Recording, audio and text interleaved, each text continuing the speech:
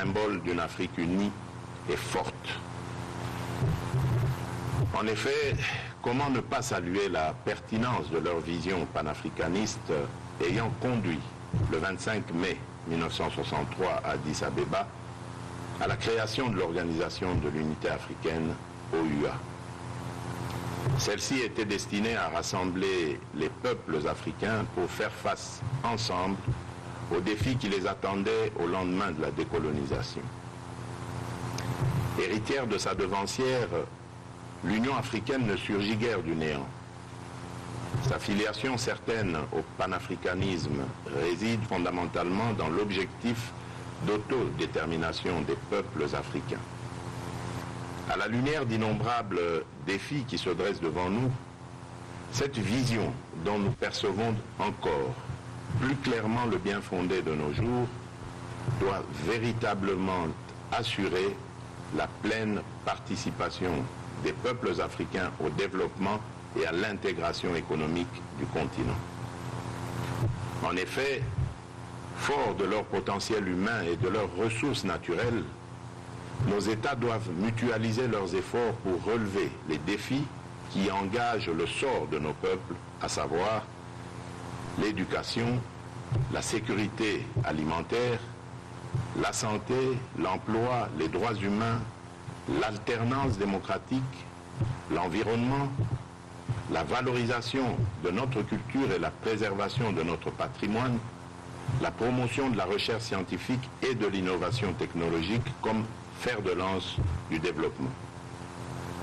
La gouvernance de nos États devrait résolument s'inscrire dans des challenges renouvelés pour stimuler le développement du continent. Il en est ainsi de la répartition équitable des richesses nationales, de la lutte contre la corruption et le détournement des deniers publics, de l'évasion des capitaux, de l'arrêt du pillage des ressources naturelles, de la relance des économies africaines post-Covid et de la fabrication locale des vaccins et autres produits médicaux. Face à tous ces défis, l'Union africaine s'est dotée d'un instrument stratégique et prospectif fondamental et incontournable, l'agenda 2063, l'Afrique que nous voulons.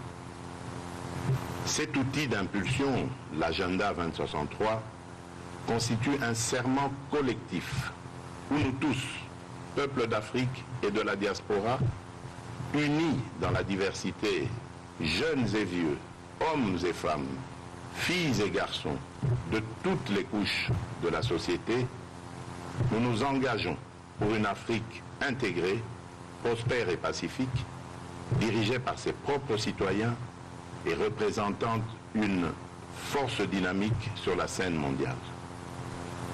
Nous voulons résolument une Afrique où les armes se taisent, où les femmes et les enfants cessent d'être les premières victimes des violences. Face aux menaces et actions terroristes, l'Afrique doit mutualiser ses ressources et passer à l'opérationnalisation de la force africaine en attente. Nous voulons une Afrique qui investisse d'abord et surtout dans le capital humain, constitué majoritairement de jeunes. Une Afrique qui donne et redonne espoir à sa jeunesse par une éducation performante et de qualité, accessible au plus grand nombre, garçons et filles à égalité. Nous voulons enfin une Afrique capable de saisir les opportunités qui se présentent à elle sur la scène internationale grâce à la mise en œuvre de la réforme institutionnelle de l'Union qui se poursuit à un rythme soutenu. Honorables Excellences, Mesdames et Messieurs, chers jeunes, dans cet élan, nous devons aussi avoir le courage de repenser et de retisser les liens culturels et ombilicaux brisés du fait de la tragédie de l'histoire avec nos frères et sœurs aujourd'hui disséminés sur les terres insulaires des Caraïbes et des Amériques. Ensemble, faisons de la culture le creuset de transformation, de rénovation et de modernisation de notre savoir-vivre et de l'accueil de tous les enfants du continent, où qu'ils soient. Le thème de la place de l'Afrique s'inscrira dans une démarche mémorielle par laquelle nous serons rassemblés afin de renouveler dans un geste symbolique notre attachement à l'unité et à la grandeur de l'Afrique. Ce jour-là constituera un grand moment culturel et par là même un grand événement historique. Je serai profondément heureux d'inaugurer cette place de l'Afrique située au cœur même de notre capitale, Kinshasa. Je souhaite qu'elle devienne le symbole de notre solidarité active avec tous les frères et sœurs du continent, le signe de notre foi inébranlable en une renaissance perpétuelle de l'Afrique, mais aussi un nouvel engagement pour une remobilisation de la vocation panafricaine du Congo. En plus de la cité de l'Union africaine, de l'avenue de l'Union africaine, voici maintenant la place de l'Afrique. Pour nous rappeler la vocation première de notre pays, celle d'être le fer de lance du décollage décisif de l'ensemble de notre continent, cette véritable gâchette du revolver Afrique évoquée par Frantz Fanon.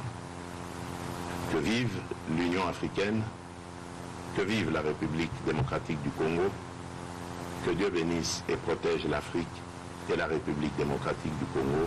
Je vous remercie.